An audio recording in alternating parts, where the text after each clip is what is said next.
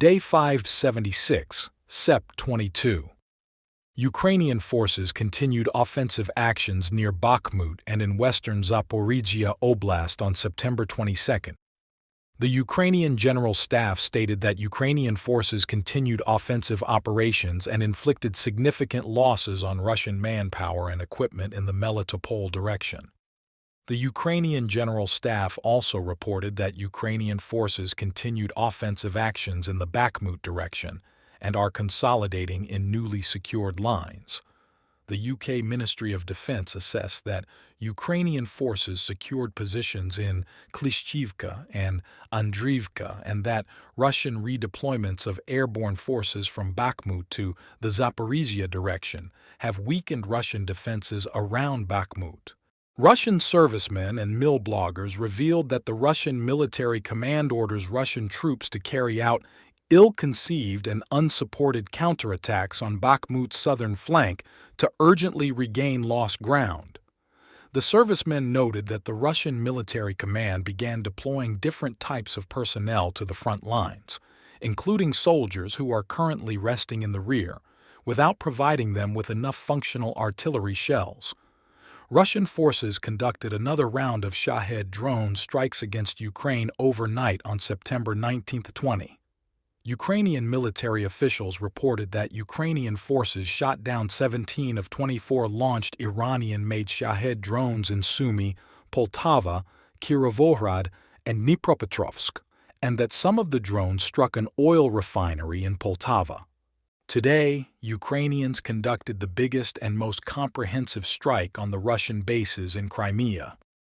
The target of the first strike, however, became the Krasnodar region. The goal of the attack was to divert the attention of the Russian forces from the area of the main strike. Russian sources reported that Ukrainians attacked an oil depot near Sochi with aerial kamikaze drones. One of the drones managed to hit one of the reservoirs on the site and cause a massive fire. The square area of the fire reached more than 100 square meters, and the firefighters could not put it out. As a result, 1,200 tons of kerosene were destroyed, and the nearby reservoirs were possibly damaged. At first, Russian sources claimed that the fire was likely caused by an accident, as the locals did not hear any drones and the air defense was silent. However, later, the footage from the site clearly featured the remnants of the kamikaze drone.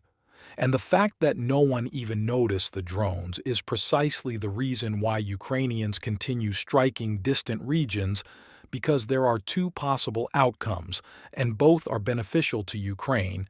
Either Russians have no air defense in the region, and the strike is successful, or Russian air defense shoots it down, which means that they were likely forced to relocate it away from the front. Several hours after the successful strike on the oil depot, Ukrainian drones started flying all over Crimea. Ukrainians focused their attacks on three different areas: northern, western, and southern. In the northern part of the region, explosions were heard near Jankoy. Jankoy is one of the main logistical hubs that connects Crimea and Russia with the Kherson and Zaporizhia regions.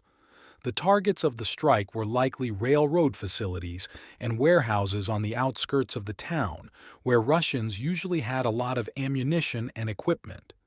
In the southern part of the region, Ukrainians concentrated their efforts on the military objects around Sevastopol. At first, a series of explosions were reported near the Belbek airfield.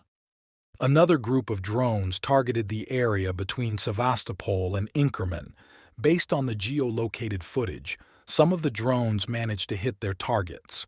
Next, local residents filmed how Storm Shadow missiles were flying right in the direction of Sevastopol. This time, however, the missiles passed it and struck a Russian base several kilometers south of the city. Huge plumes of smoke rising to the sky indicated that Ukrainians hit the target, and later, the Ukrainian intelligence as well as the General Staff confirmed that Ukrainians successfully hit and destroyed the command center of the Russian Black Sea Fleet. Interestingly, local occupation authorities claimed that the plumes of smoke were from the burning grass.